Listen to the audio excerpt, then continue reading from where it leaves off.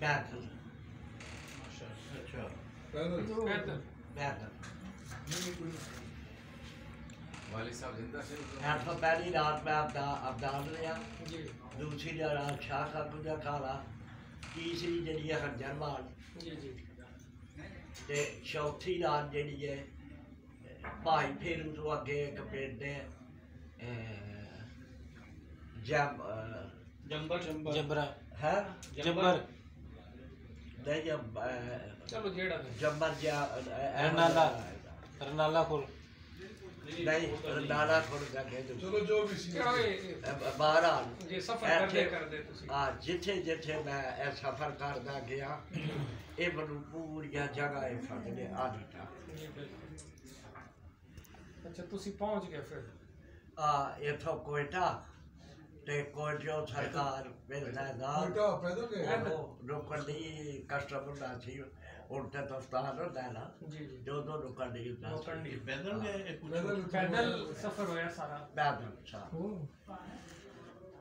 एक साल से 4 महीने मैंने सफर किया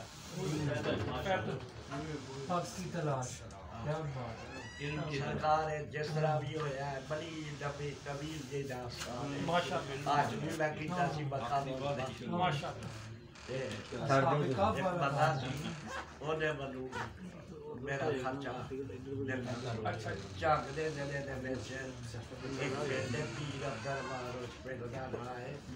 जिथे है कबर है सुल्तान बाबू उस अगे पिंड का होता है पीर दरबार उसे खानका भी होगी उन्होंने सरकार मेरा खर्चा दिता सी मैं अज किया करके तो मैं नहर समेत जिस तरह भी होया अगू करके ते मैं मिसर पहुंच गया हाँ कायरा शहर से कायरा दा दारुल खिलाफ है मिसर पूरे मुल्क का नाम है बिल्कुल सही ते उठे मेरी कोई वाकफियत उन्होंने लतीनी जबान सी ते मैं नहीं सा जानता ते वो मेरिया जबाना नहीं समझा कोई पता मैं एक चाह वाली दुकान है मेरे कपड़े भी फट गए हैं ते मेरी जिजामत भी बड़ी हुई सी जुत्ती भी टुटी सी ते एक दुकान सी चाह वाली उत्थे मैं बैठा जाके ते शाप ते कर बैठा रहा ते ओदे शाम नूं मैनूं एक डब रोटी दित्ती ते एक कप कावे दा ते मैं डब रोटी खा ली वो दुकान बंद करके टुर गया मैं फटे दे उत्ते सुता रहा 3 दिन मैं उस दुकान पे गया इस तरह फटे दे उत्ते वो खा के दा वो मैनूं दिंदा रहा एक डब रोटी ते चाह ते खा पी के ते मैं नब्बिया खैर ये फिर सोचता हाँ कि करा कि मैं पहुँचे गया असबाब जेडे ने जिथों तक मेरा है ख्याल है कि सारे खुदा दे हाथ में होंदे सबाब वो पैदा मैं सरकार सड़क क्रॉस करके दूजे पासे चलिया ख्याल सी मेरा मैं जिंदगी में गुड़ खदेरी खाता है इस तरह तो उधर मेरा दिल करे गुड़ खान जिस मैं क्या सामने दुकान है करियाने की तो उन्होंने पूछना गुड़ है जब बाद गया मुझे चेता है कि मेरे को तो पैसे ही नहीं जो गुड़ होया भी तो तू किस तरह लेना ये मैं सोच आती है पी तो उधरों एक कार आई है तो उन्हें मेरे कोल आके ब्रेक मारी है मार के दे आए कौन है तू अच्छा पंजाबी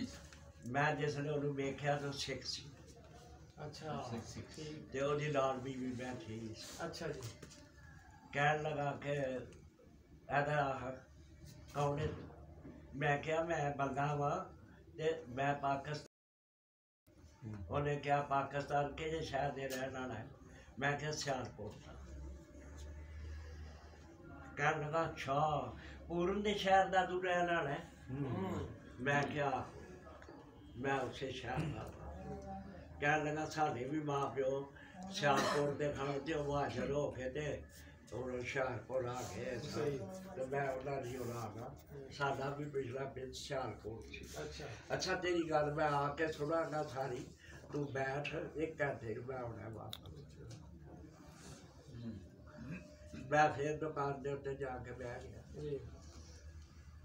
घंटा आया तो वो भी आ गया। सही है उन्हें आख्या रंदेता ने दुकान वाले मेरे वाला इशारा किया कि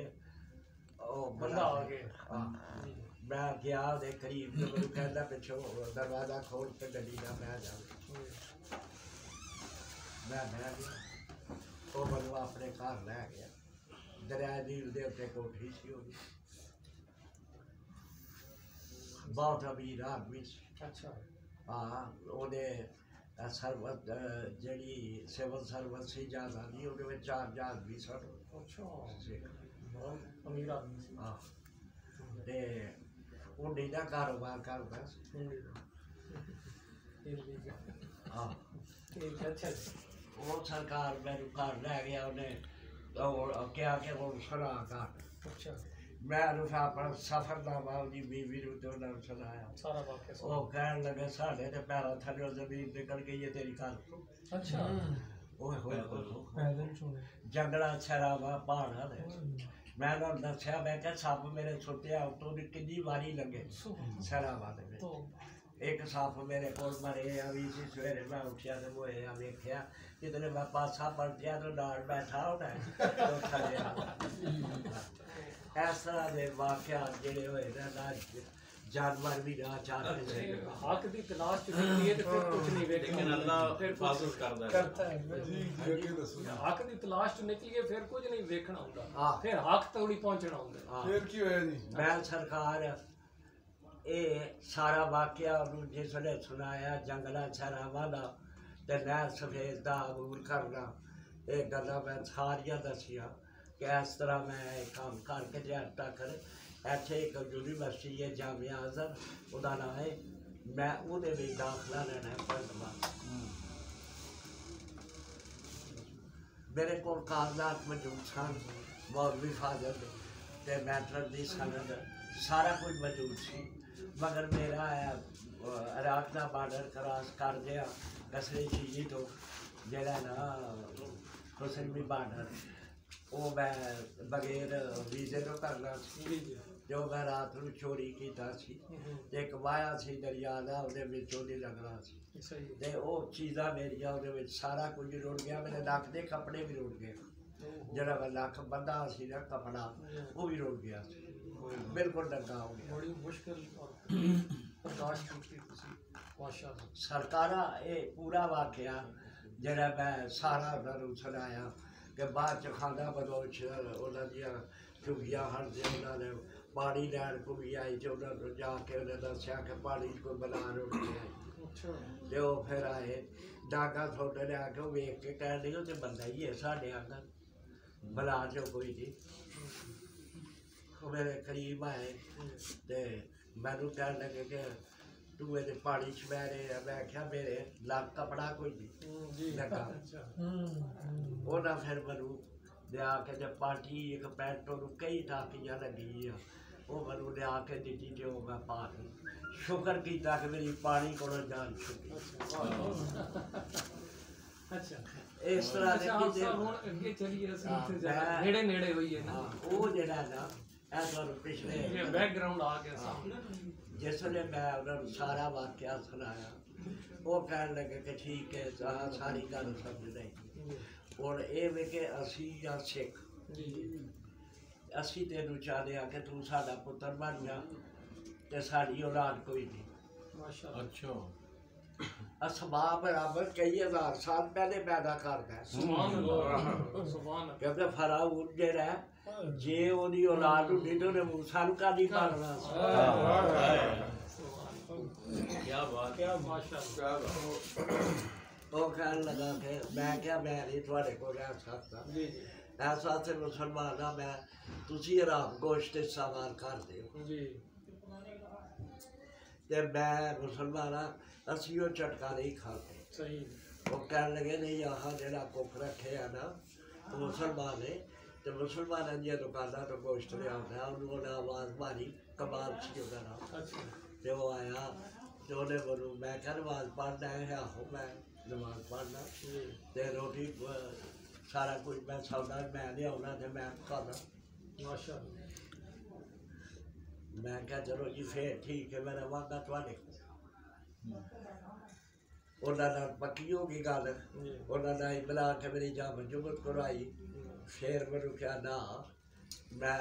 कपड़े नीला ला के उत्ते धर गया उन्होंने उत्तों चुक लिया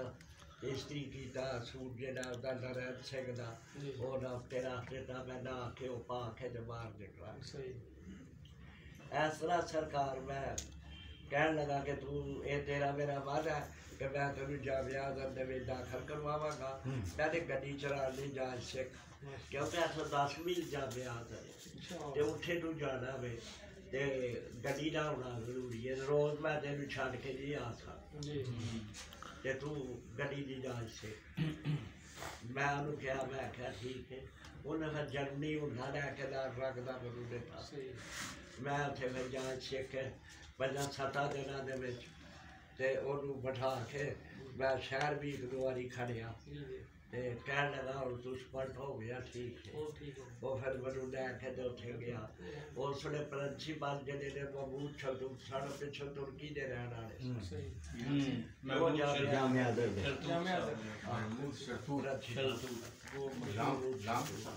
उन्होंने कोल गया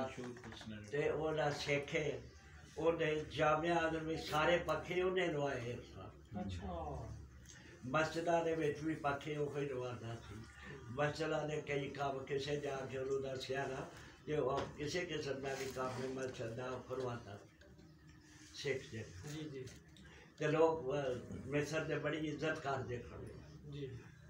वो फिर मनु ने पूछा कि कोई सनद मैं क्या मैं सनद लैके तुरया था मगर मेरे को डॉक्यूमेंट सफरी जड़े ने ज़ाया हो गए और मैं उनकी इंटरव्यू दे सकता उन्हें आख्या कि मैं किधर जाना मेरे काम में तो तुसी डॉक्टर आशा को लाया असल ना उन्होंने आम ना ये वो बीबी है जिहदे नाल मेरी शादी हुई सी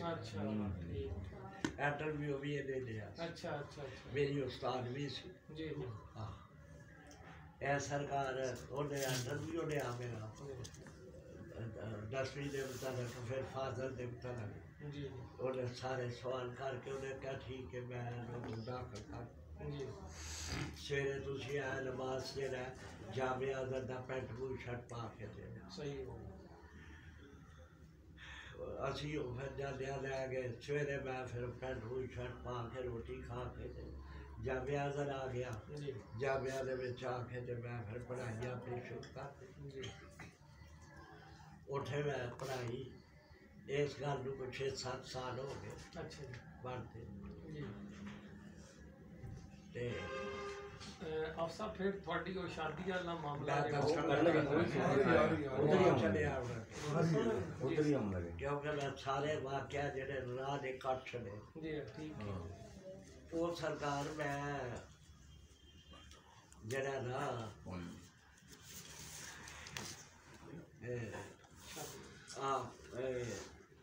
जामिया मनु उन्होंने यूरी गागारी साइंसदान सी चाइना का पिछों उन्हें कुछ चैलेंज किए सन सवाल ते सजाद बाकी उन्होंने बनादा सन उस वे जामिया उन्हें नाल मुआवन बना के ते मनु भेजा गया फ्रांस फ्रांस चले गए